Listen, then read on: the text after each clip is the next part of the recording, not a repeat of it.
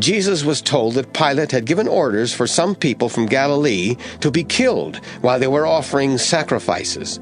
Jesus replied, "Do you think that these people were worse sinners than everyone else in Galilee just because of what happened to them? Not at all. But you can be sure that if you don't turn back to God, every one of you will also be killed. What about those 18 people who died when the tower in Siloam fell on them? Do you think they were worse than everyone else in Jerusalem? Not at all. But you can be sure that if you don't turn back to God, every one of you will also die."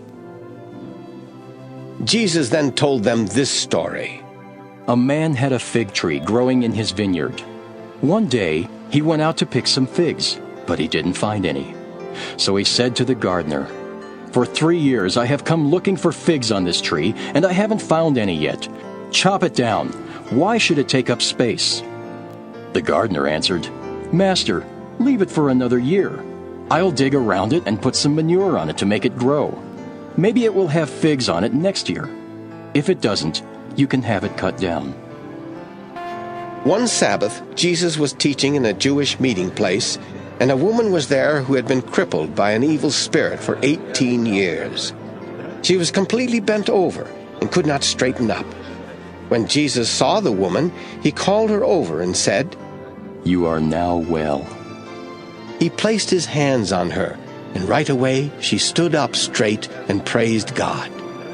The man in charge of the meeting place was angry because Jesus had healed someone on the Sabbath.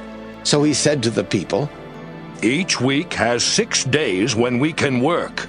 Come and be healed on one of those days, but not on the Sabbath." The Lord replied, "Are you trying to fool someone? Won't any one of you untie your ox or donkey and lead it out to drink on a Sabbath? This woman belongs to the family of Abraham, but Satan has kept her bound for 18 years. Isn't it right to set her free on the Sabbath?" Jesus' words made all his enemies ashamed, but everyone else in the crowd was happy about the wonderful things he was doing. Jesus said, "What is God's kingdom like? What can I compare it with? It is like what happens when someone plants a mustard seed in a garden. The seed grows as big as a tree, and birds nest in its branches."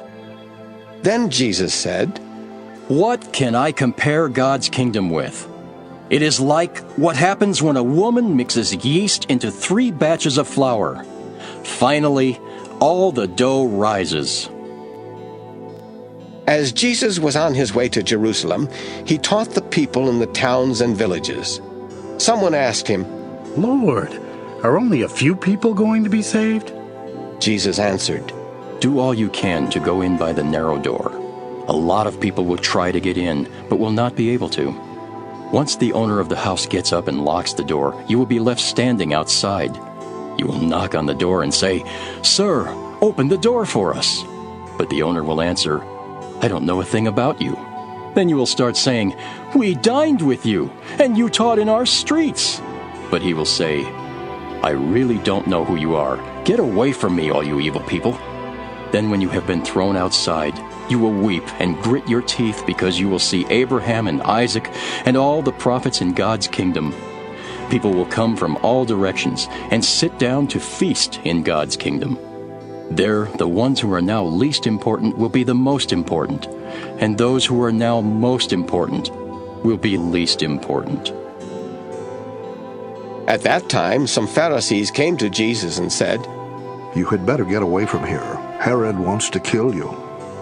Jesus said to them, "Go tell that fox, I am going to force out demons and heal people today and tomorrow, and 3 days later I will be through. But I am going on my way today and tomorrow and the next day.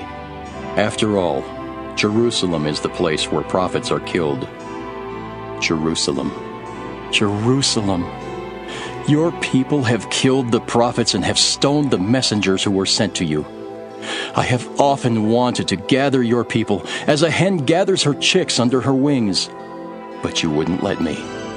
Now your temple will be deserted. You will not see me again until the time when you say, 'Blessed is the one who comes in the name of the Lord.'"